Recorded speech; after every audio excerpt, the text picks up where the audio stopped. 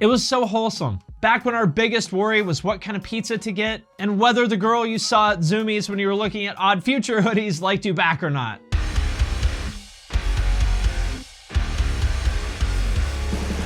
What's up, everybody? I'm Finn McKenty, and this is the Punk Rock MBA. You remember group projects in high school and how there was always one person who ended up doing like 85% of the work? And usually not because anybody even asked them to, just because they were a little bit smarter, a little bit more organized than everybody else. And as the project would go on, they would get increasingly annoyed that nobody else was doing anything. But it was also obvious that everybody else in the group was useless, so they'd just kind of go, fine. And then pretty much do the whole project on their own and let everyone else take the credit for it, because, you know, what choice do they really have? Well, today we are here to talk about the musical equivalent of those people. The few, the proud, the artists that everybody else copies. From pop punk to rap to thrash metal to whatever Joy Division is, and talk about exactly who got ripped off. But first, if you haven't, please subscribe and turn on notifications so you get all my videos. And if you haven't, please check out the Punk Rock MBA podcast. Every week, I sit down with somebody who has found a way to turn their creative passion into their career,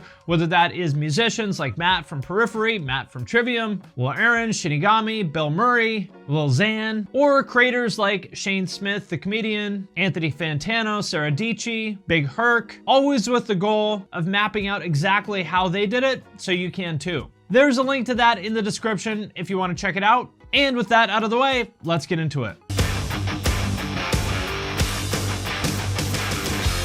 First up, Motley Crue, one of the all-time greats. And without a doubt, the template for every like sleazy LA hair metal band that makes you think of big hair, spandex pants, cocaine, and stripper shoes. And there's a list a mile long of random, obscure, failed bands from the 80s that tried to copy them and went nowhere. For example, or, but what I find fascinating is that weird little niche of metalcore that's like Motley Crue core. Like, remember back in the mid-2000s when a bunch of bands like Atreyu, 18 Visions, and Avenged Sevenfold decided to look like they were right out of the Girls, Girls, Girls video? But it wasn't just that handful of Orange County bands, although that is a very Orange County thing to do, because it happened again a couple years later when Asking Alexandria and Escape the Fate also went full Motley Crue.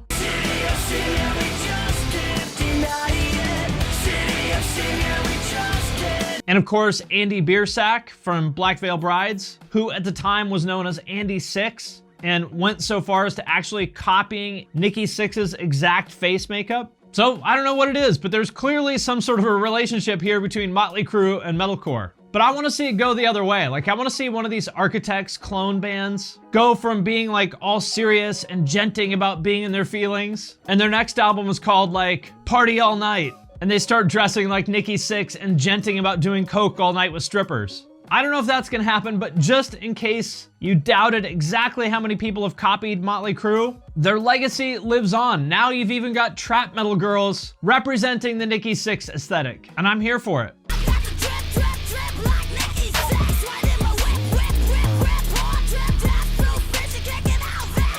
And next up, what I kind of think of as the Meshuggah of rap, 3 6 Mafia. Pretty much owes them royalties as far as I'm concerned, because there is no question that that is their flow, specifically invented by one of their founding members, Lord Infamous. Well, you know, I interviewed Gangsta Boo, and she said that Lord Infamous created the Migos flow. Well, yeah, he's the first person to do it, yeah, of course.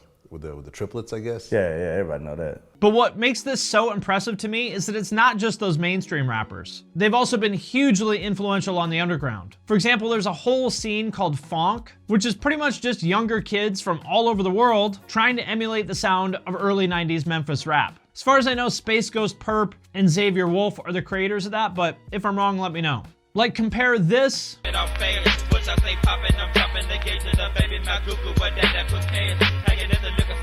to this. feel I've lost my sight. The Devilish Trio isn't something you can fathom. I mean, they're not even trying to hide it. They called themselves Devilish Trio. Obviously, it's a bit derivative, but I actually really like it, especially as background music. Like, if I'm writing a video, I'll just put on a phonk playlist and kind of get in the zone. And of course, all the alternative rappers like Suicideboys and Ghostemane, who are obviously very, very influenced by that Memphis triplet flow.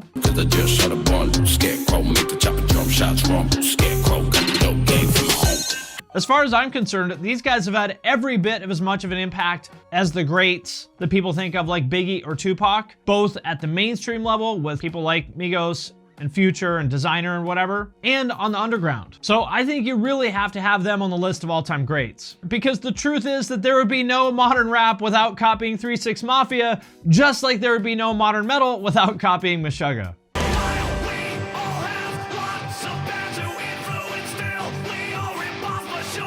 And next up, A Day to Remember. Tell me you're pop punk without telling me you're pop punk.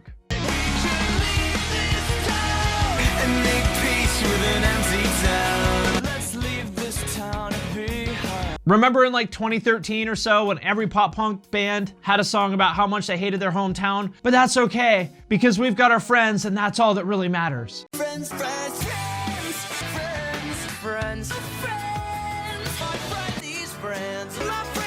And of course, a lot of that goes back to this song by A Day to Remember from 2011. I hate this town, it's so washed up, and all my friends don't give a fuck. And I'm not sure how much of that was like people directly, deliberately copying A Day to Remember, and how much of that was just kids doing it because everyone else was doing it. But either way, they were definitely the catalyst for that trend. And honestly, I miss it. It was so wholesome. Back when our biggest worry was what kind of pizza to get and whether the girl you saw at Zoomies when you were looking at Odd Future hoodies liked you back or not. It was a simpler time, before the global pandemic swept the world and before we had Fallout NPCs invading the capital of the United States of America. And so aside from just that one song, I think you can credit them for inspiring the entire genre of easycore, also known as pop punk with breakdowns. And yes, of course, New Found Glory are the ones that created the foundation, but A Day to Remember were the ones who really refined it and created the genre as we know it. And speaking of which, you can get this Pop Punk with Breakdowns shirt in my merch store. There's a link to that in the description. And speaking of pop punk, that brings us to The Story So Far, the band who was essentially the template for the whole next wave of pop punk, when pop punk was redefined as dudes in flannel shirts playing hardcore inspired riffs with lyrics about being butthurt because a girl doesn't like you back. Specifically this song, which just turned 10 years old. That's a little scary.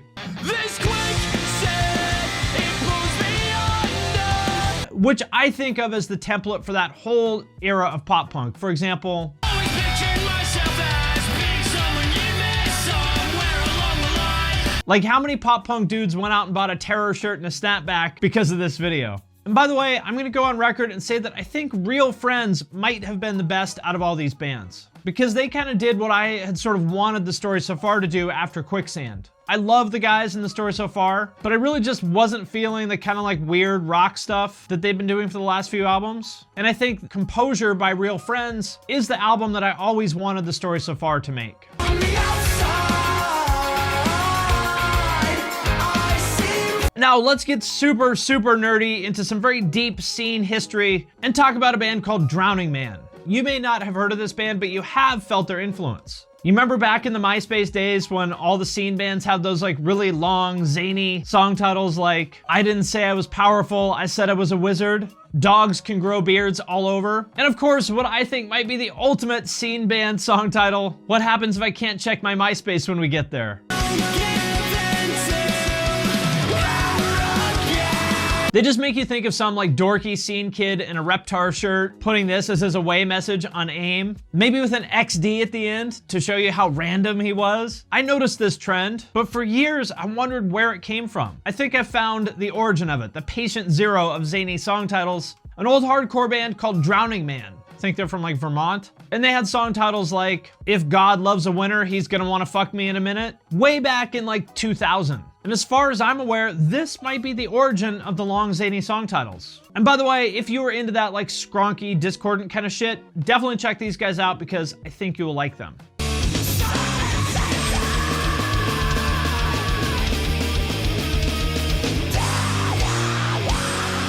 But the question is, how did it go from the hardcore scene to scene bands like Attack Attack and Chiodos that have nothing to do with hardcore? Tonight on Unsolved Mysteries. My guess is that it was through two bands that kind of bridged that gap between scene and hardcore. Number one, Norma Jean. These guys were a scene band, but they did have roots in hardcore. And they had songs like I Used to Hate Cell Phones, but Now I Hate Car Accidents. And Fall Out Boy, whose hardcore roots I've talked about a million times. And they had songs like It's Not a Side Effect of the Cocaine, I'm Thinking It Must Be Love. So there you have it. The origins of all those long, zany song titles that post-hardcore bands had 15 years ago. Thank you for listening to my TED Talk.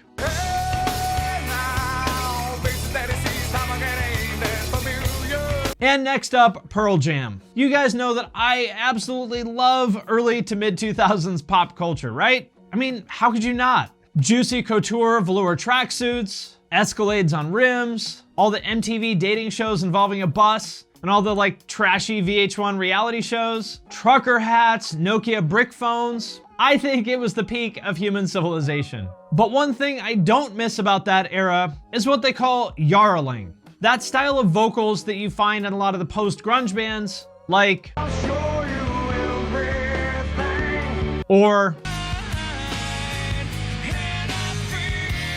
this just like literally never ever sounds good. Like there's never been a band where even a single person was like, you know what would make this band better? More yarling. And I'm sad to say that there is one band to blame for that, and that is Pearl Jam.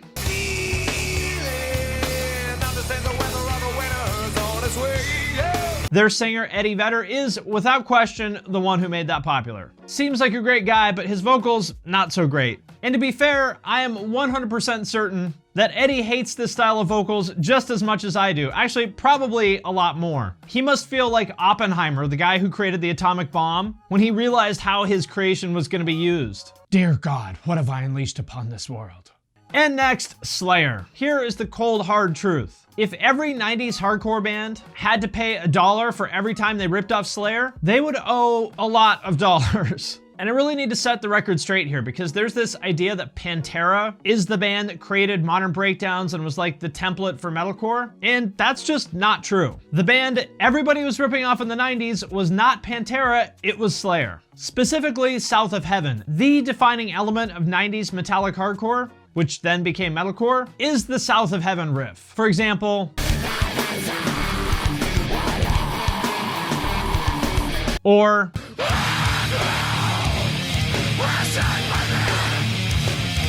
now, let me be clear. Do I fucking absolutely love Pantera with every ounce of my soul? Yes, I do. I remember wearing my Pantera Vulgar Display of Power shirt to hardcore shows in like '98, and people actually laughing at me for it as I would walk by. And when they laughed at me, you know what I did? I turned around, poked him in the chest, and I said, "Are you talking to me?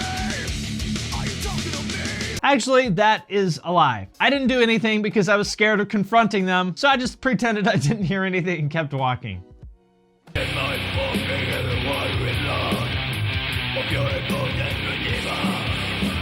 And next up, Entombed. You know how you watch those History Channel shows about like the discovery of fire or whatever? And there's a part where some caveman like stumbles upon the idea of using flint and steel to make a spark, and they're like, huh? Well, that's kind of what happened in like 2011 or so, except it was hardcore dudes discovering the HM2 distortion pedal. And if you're not familiar, that distortion pedal is kind of the secret ingredient to that like nasty Swedish death metal guitar tone of bands like Dismember and Grave, and especially Entombed. These levels must all be turned max, max, max. And then it gets this super fat sound.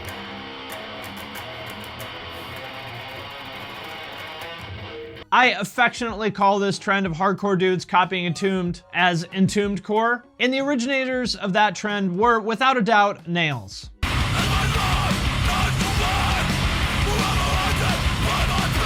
And I want to be clear, I'm not talking any shit at all. I absolutely love Nails. I think Unsilent Death is a masterpiece. And although I haven't talked to him in a little bit, I also love Todd from Nails. Just to be clear about that. And within a couple years, there's this whole like scene of hardcore bands doing Entombed worship. Bands like All Pigs Must Die and whatever. And yes, it was kind of funny to see like half the hardcore scene like collectively discover old school death metal overnight. But you know what? I'm into it. Nails are sick. That era of Harm's Way is sick. And if you're into the sound, definitely check out the new Gatecreeper album. Best thing in the genre since Unsilent Death, in my opinion.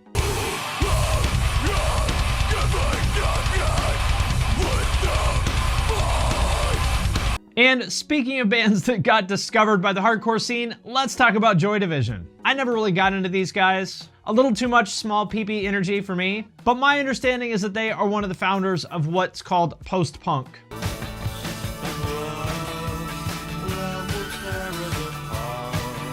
And I can't really comment on that since that's not really my scene. But what I can say is that this band indirectly caused the death of so many hardcore bands. When the singer discovered Joy Division, traded his champion hoodie in for a leather jacket, dyed his hair black, and became a brooding artist overnight with a new band that sounds like Joy Division. The classic example here, of course, is how Wes from Get Up the Ghost or American Nightmare or whatever they're called now, went from playing like pissed off fast hardcore to going full Joy Division with Cold Cave. But there are tons of other examples. I feel like it's almost like a rite of passage for hardcore dudes my age. At some point, you have a choice. You either stay hardcore, or you become the guy with a beard, a denim vest, and a Motorhead shirt with a band that sounds like Gatecreeper. You could also become a DJ, or the Joy Division guy. Those are kind of your basic choices. Or even worse, you could be the guy on YouTube talking about face tattoo rappers all the time. Mom, can we get Counterparts? We have Counterparts at home. That's right, we're talking about Misery Signals. The band that is the template for all those melodic hardcore bands that sound like, as my friend Ty from Issues put it, I'm so sad! Counterparts, Old Hundredth, all that kind of stuff. I'm not a huge fan of this style, so I really don't have a lot to say about it. I just kind of wonder, what's it like to be one of the Misery Signals guys and see this whole like mini genre of bands come up and be like, really? You guys couldn't even just like change it up a little bit? I don't know, probably like how the guys in At the Gates felt when they saw 2000s metalcore coming up, featuring crappy versions of all their riffs. I guess at some point you just kind of have to let it go. And next up, Discharge. I'm just fascinated by these genres that are basically like dedicated to emulating a particular band down to every last detail. And you're judged basically on your lack of creativity. Like who can do the best job of cloning the original band? And there is no better example of that than the D-Beat scene, which is basically just a bunch of bands dedicated to slavishly copying the 80s punk band Discharge. D-Beat is the name of the drum beat that a lot of these bands use, like D-Beat as in discharge beat.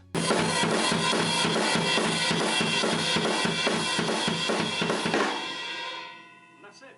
That's D-Beat. But it's not just that beat. Oh no. The D-Beat bands take it way further than that. It's more than just the beat. It's more than even just the music. They're literally trying to be clones of Discharge. They also dress like the band, copying that sweet crust punk drip. They copy the Discharge style of lyrics and artwork. Most of them even copy the name and have a band name that starts with Dis. And they make no sense, like Discontrol or Disphere. But my personal favorite is Dischange. Like you just take the Discharge logo, turn the R into an N, and boom. Just in case it wasn't clear that we're a total Discharge clone, our name is even the same except for like 1/3 of one letter that's different. I like Discharge just fine, but honestly, I don't really understand the appeal of D-Beat. What I'm hoping for is K-Beat, an entire genre dedicated to Kid Rock clones, where every show is some scrawny white dude coming out on stage with like a cowboy hat and a fur coat, and he's like, "What's up, y'all? I'm Rock Kid."